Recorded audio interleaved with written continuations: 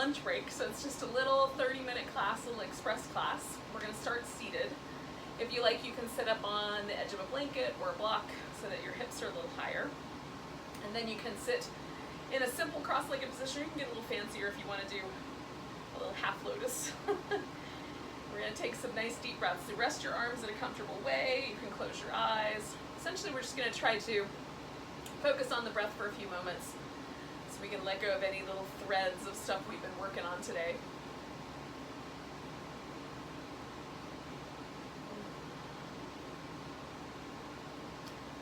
So feel the breath as it comes and goes. Now you can do that at the tips of the nostrils, or you can feel the movement of the rib cage or the movement of the navel,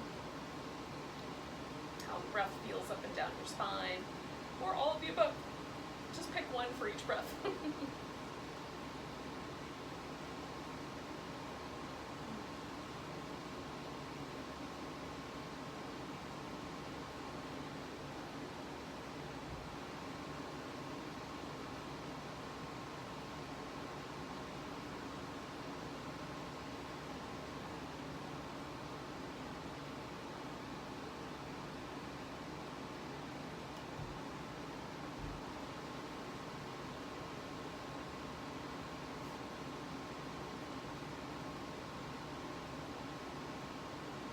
So take a nice deep breath.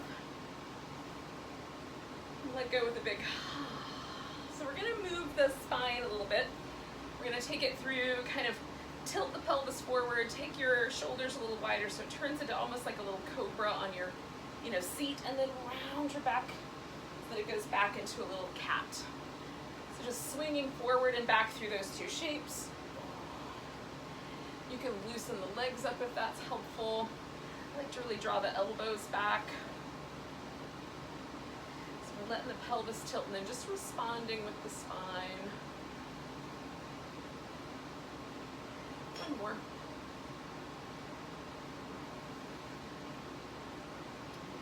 And sitting up nice and tall, we're going to do this little kind of rotation movement, just a little, I call it washing machine.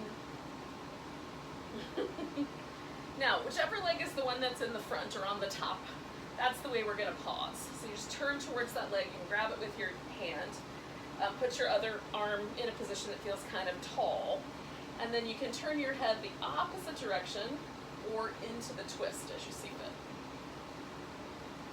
So we're going to move the shoulder blades a little bit. So we're going to take this, so I'm turning to my left, so the shoulder that's in front is the right shoulder, the shoulder that's behind is the left. So I'm going to take my right shoulder forward, and my left shoulder blade, I'm going to try to draw backwards and down. And then kind of let that go. Then right shoulder blade forward, left shoulder blade backwards and down. So I'm not trying to twist myself any deeper. I just want to get some movement in my upper back. You'll still feel a change, but we'll just see if we can get that little bit of movement. Leave them, little tiny unicorn alone. Don't play with my unicorn. You have sharp fangs and you'll pop it. One more. Sorry for that interlude. And then we're going to come out of there, rinse things. So we're trying to get a little movement in that upper back. So do a little bit more of this kind of washing machine movement. And there's a point where it sort of feels like my spine smooths out and the movement gets a little easier, a little freer. And that's the point where I'm going to pause. Oh, I forgot. Put the other leg in front, if you can. Okay, so it's starting to get a little bit looser. I'm going to do two more. And I'm just going to turn in that direction. So hand to the knee if I can. Sit up tall. Use the other arm to kind of keep yourself tall. And then we're going to decide where the head goes. And then move the shoulder blade. So this shoulder blade, left shoulder blade goes up and out, and the right shoulder blade goes down and in. And then I'm going to let that go, and then try again. And I have a little bit less range of motion on this side. My right shoulder blade's got some scar tissue associated with it. So, it feels good though. A little less movement, but it feels really good. So one more time, just kind of moving those shoulder blades around, and then we're going to let this whole thing go. Get some movement up in that upper back. Okay, so we're going to do a little bit with the neck. So letting the shoulders kind of relax, drop your chin, and then we're going to roll the head so that we feel the stretch right here on the front side of the neck, and then we're going to roll it back. So we're just going to go back and forth over the shoulder. I'm going over my left shoulder, so my right side is getting stretched. So there's a muscle that connects the back of my skull to my shoulder blade, and a muscle that connects the skull to my collarbone. Pretty close to the same origin point up here on the kind of knobby area of the skull right behind the ear. Not exactly the same, but pretty close. So I'm just going to roll back and forth through those two areas. And if I feel like one is particularly tight today, I might pause and take a breath. Apparently this is a lot of temptation. Okay,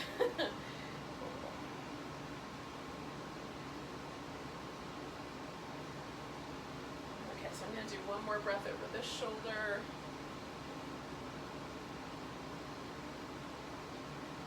Back to the middle. I like to see if I can feel a difference. It does feel like that right shoulder's a little lower. So I'm going to come over to the right side. Now I'm stretching my left shoulder out. And I'm going to just roll back and forth through that little area between this spot and the one behind the neck.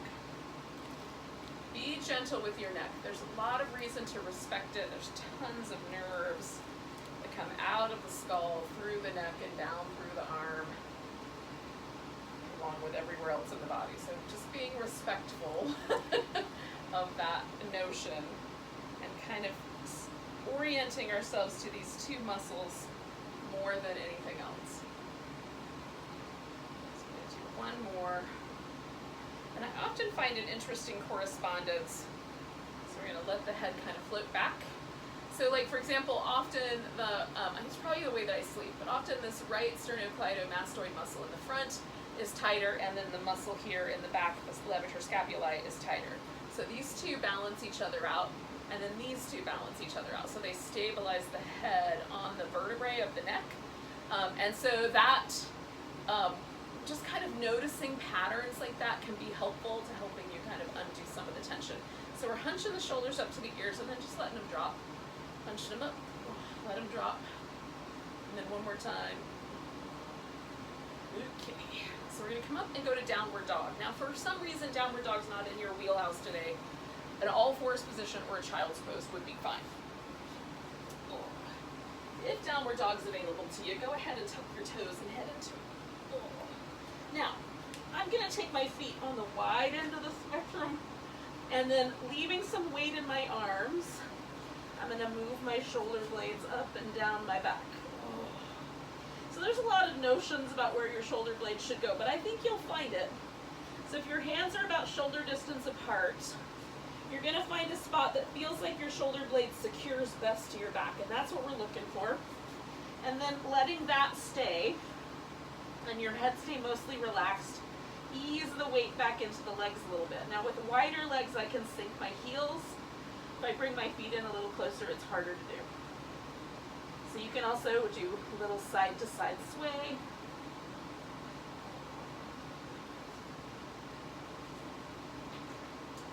Okay, then walk the feet in towards each other and get a good stretch down the backs of the legs.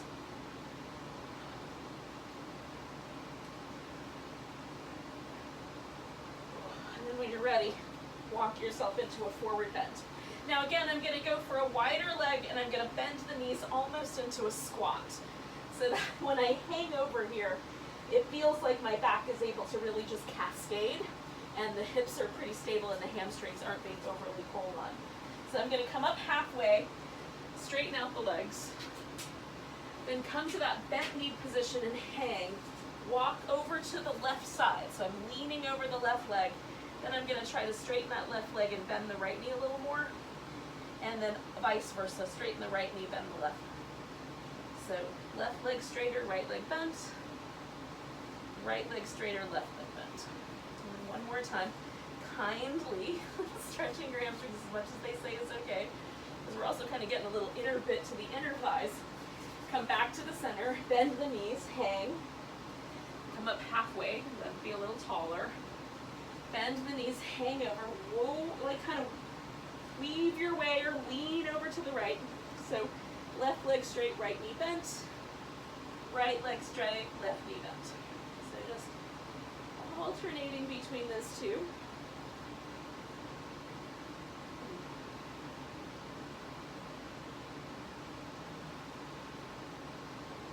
One more time.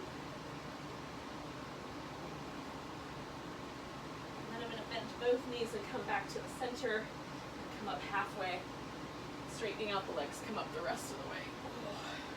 When you get there, give yourself a nice big stretch. Now, take a moment and find your way into the top of the mat. So you may have wound up there, but you may not have. So once we get to the top of the mat, we're going to find our way into a mountain pose. Now, I need to make my mat a little bit stickier. And I think I won't slip on it. So toes towards the front. Relax the shoulders. Get a little taller through the midsection. And then find that sense that the weight is evenly distributed through the feet. And take a nice big breath. The right arm's going to lift. We're going to side bend to the left. Come on back. Same idea. Left arm lifts, right arm down, side bend to the right. Nice big stretch through the center. Exhale, fold forward. Come up halfway. Exhale, fold. Now we're stepping back into down dog. And you can stay with that and just hold the pose, or you can come forward into a plank, modify it, or keep it full, lower down. Come into your choice of either a cobra or an upward dog. Come back to down dog. We're going to take that right leg up. Exhale, bring it straight down the middle, curl up. Stretch it back, sink through the heel. Bring it straight down the middle, curl up. Sink the heel if you can. Stretch that leg back, and then we're going to step it as far forward as it goes in one step. Lean into the weight of it, right? And then bring your other heel around for warrior one. And then we're going to come straight up. Now your legs may not have landed perfectly, so you can fix it once you get here. We want the hips to stay with each other, so they're kind of on a diagonal. And then the rib cage can rotate forward more as you like, or you can keep it more towards the diagonal. Some people can turn their ankle in quite sharply and get the heel to the ground, and then everything moves more towards the front. But if you have some issues there, go with your foot. Let your hip, your foot, and your leg all match, okay? So we're going to bring the arms up, pull them back behind, give it a little squeeze between the shoulder blades, push them forward. Bring them up, pull them back, push them forward. Last one, bring it up, bring it back. Now we're going to hold steady right there. If you like, you can lace your fingers together behind your back. I'm going to take and just grab my left wrist with my right hand, okay? And then lean back into this so we get a little bit of a back bend, and then we're going to straighten out this front leg and fold toward it. Now you could do a reverse prayer with your hands if you like. We're going to try to hold steady with the feet. Rinse out any tension with the neck. And just hang with this pose for about 3 more breaths.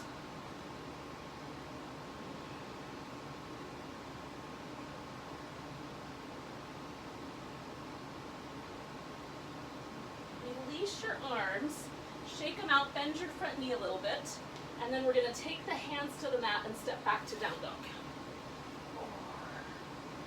Okay, stay here or take the vinyasa, your choice.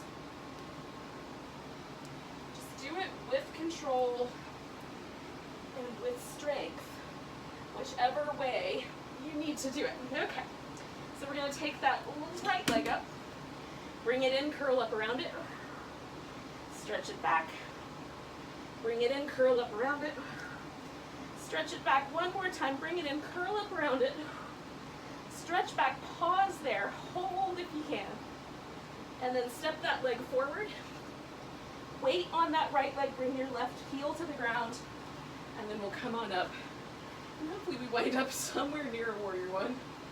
Arms come up, bring them back, push them forward, arms come up, bring them back, push them forward one more time.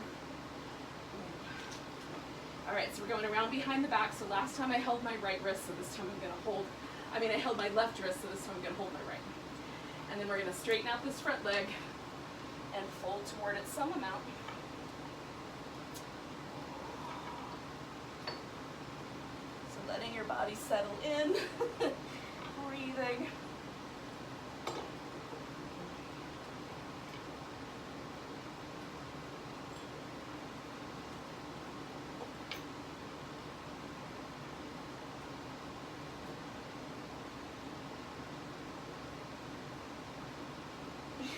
2 more breaths.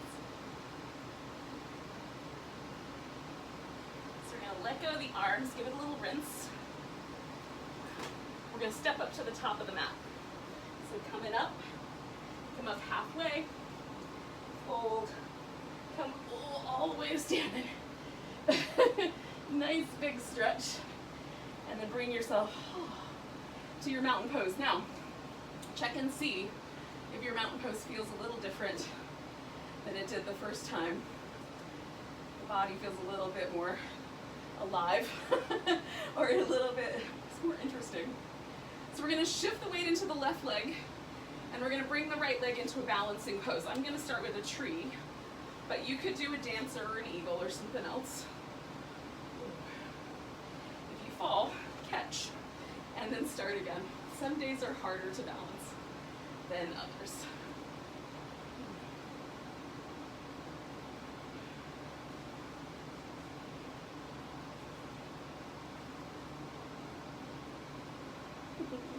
Two more breaths. So we're going to pick this right leg up and we're going to step back into Warrior Two. Now Warrior Two, we're intentionally facing the hips toward the side. And then we're going to adjust the legs. The hips will still wind up on a diagonal, just a little different diagonal maybe. So we want to keep this front leg strong. If it starts to feel like it's bowing inward, it's usually because we're either turning the pelvis too much or we're letting that inner thigh get a little soft. So work the inner thigh muscle, allow the hip to go wherever it goes. Come on back to reverse warrior. And then over to a side angle, give it a stretch, okay? So working between those 2 points.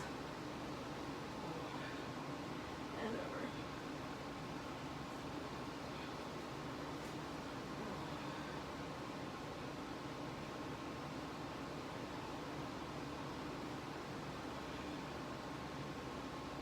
One more.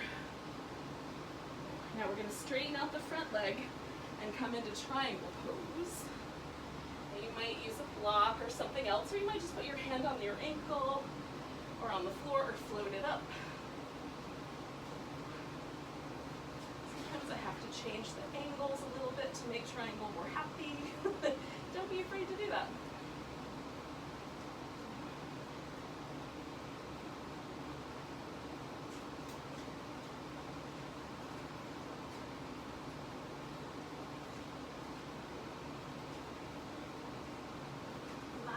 Here. Now we're going to turn this into a wide angle forward bend. So we're going to just spin the feet around and look through the center.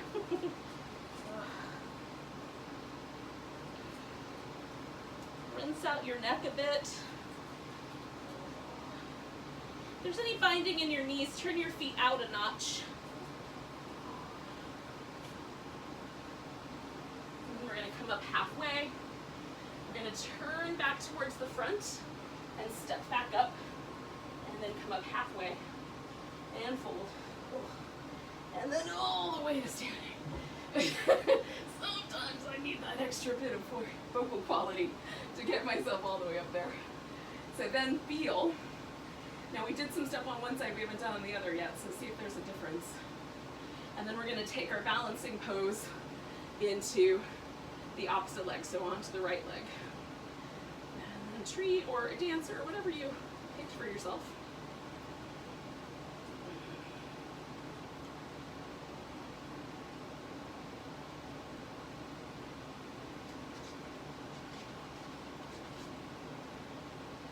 And 2 more breaths.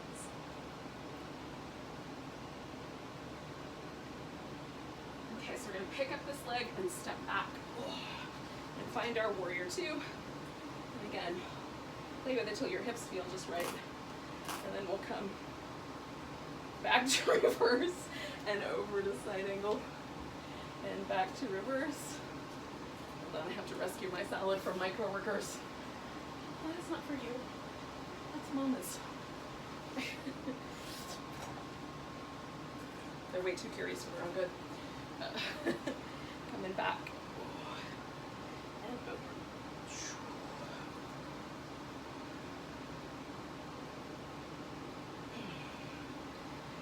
So we're going to do one more. Back reverse. Straighten out the front leg and come into your triangle pose.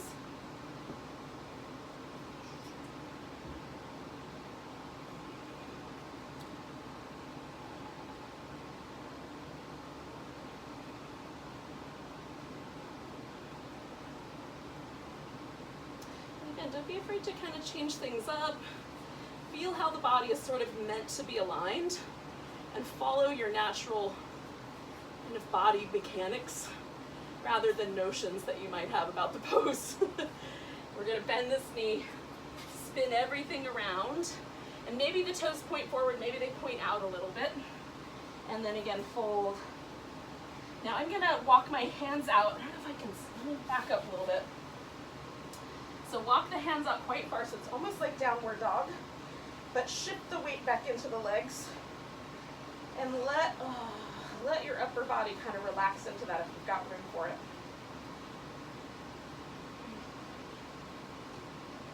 So I don't have any real weight on my arms, it's mostly in my legs, but it feels nice to kind of traction the shoulders a little bit here.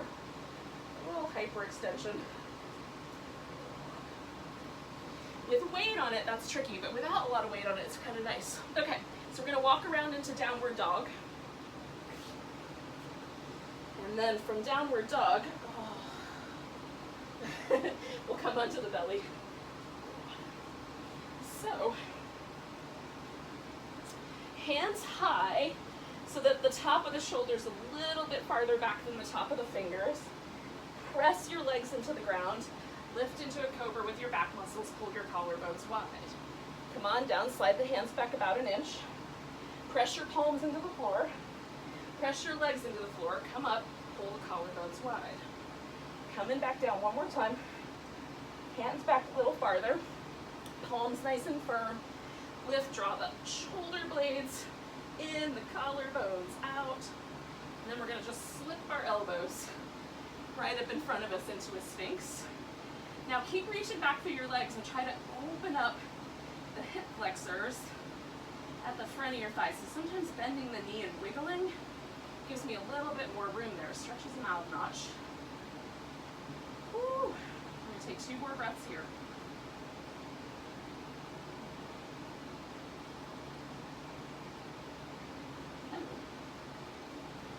All right, so we're going to take this right leg up and over and bring ourselves all the way around. So I'm going to scoot all the way to my right, bend this knee, bring it around, and then just sit up. So now I'm sitting facing the other end of the mat, and you might have to do a little adjustments. So I'm going to drop this leg open, pull that sit bone back a little bit. So I'm facing down the center line here. Left leg is straight, right knee is bent. Sit up nice and tall and then fold your pelvis towards this left leg. If you want to, you can reach out and grab the toe, but you don't have to. So I'm keeping a little length through my torso, as much as I can bring forward in the pelvis, which might not be much. Some people could go so far forward that they just sort of melt right into their shin. And while I can round my back to get closer to that, I want to keep my back a little longer for today. So see what it feels like to you. Take 2 more breaths here.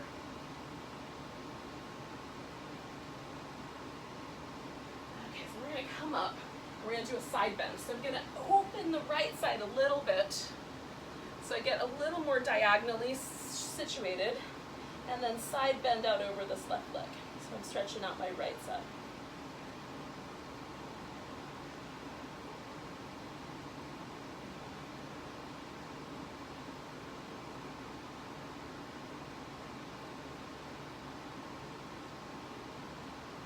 Nice big breath. Inhale your way up. All right, so we're gonna bring that leg in, give both legs a little jiggle. Do the same thing but on the other side. So I'm gonna keep my left knee bent now.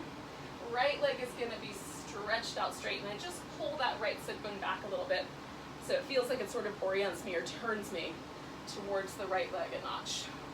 Nice tall spine, pelvis is moving me forward, which might be this much. It could be this much, sitting up nice and tall. You can bend your knee a little bit, see if that gives you a little more room. You can, of course, hold on to your toe if it's within range, but you don't have to.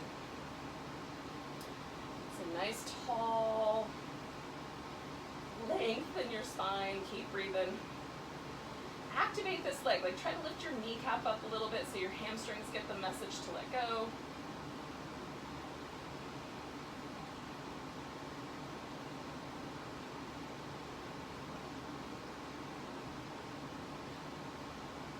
Last breath.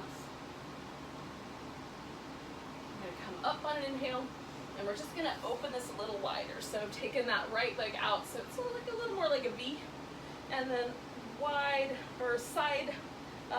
This is called gate pose in some yoga books, yoga notions. You could call it a lot of things, but it's a side bend with the legs in this asymmetrical positioning. Sometimes there's a little, like, you do a little tiny kind of orientation, so you a little bit more that way, or you move a little more toward the front or a little more toward the back. 2 more breaths.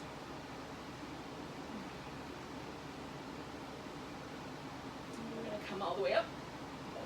Shake out the legs. And we're going to end with a breath practice. Now, this breath practice, so you could sit on a blanket again or on a block, or you could kneel between your feet, whatever's the easiest. This breath practice is called Viloma Pranayama. It means against the grain. So it's not doing natural things. Unnatural breath might be another translation for it. So we're gonna breathe and then pause, breathe and then pause, breathe and then pause. And we're gonna do the pausing on the inhale. So we're gonna empty all the air out, get as empty as possible. And you're gonna fill up 1/3 of the way with your breath capacity, and just pause. And try to hold it softly. And then you'll do another 1/3 of the way, and pause and try to hold it softly. This gets a little trickier. And then we're gonna breathe in all the way to the tippy top. When you think you're full, take a little sip of air more, and then without tensing up, see if you can pause briefly, and then we're just gonna let that breath go. Ooh, nice and slow. And you just wanna let the breath find its way out. Sort of like if you untie a balloon and then just let it kind of slowly let itself deflate. So we're not forcing the air out, we're just letting it deflate, okay?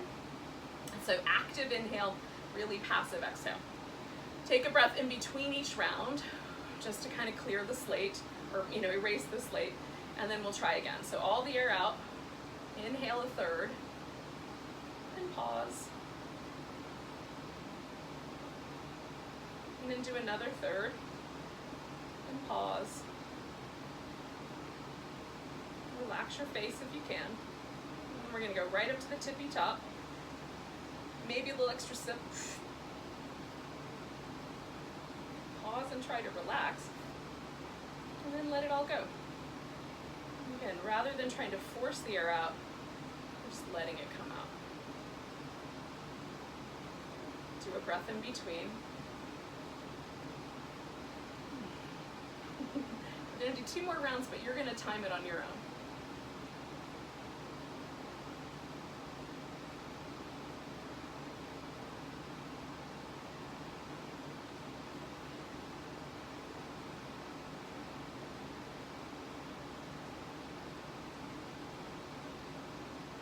Start to feel like you're out of breath or something like that, it's a little too long. So just change it on the next round. And again, it's helpful to do just kind of a clearing breath in between if you like.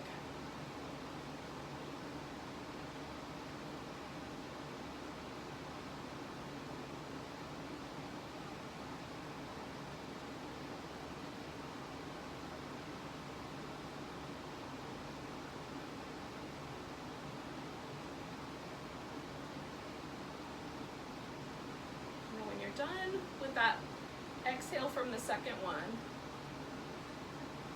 just let your breathing come back to neutral, the normal. Just notice any impact that playing with the breath had on you.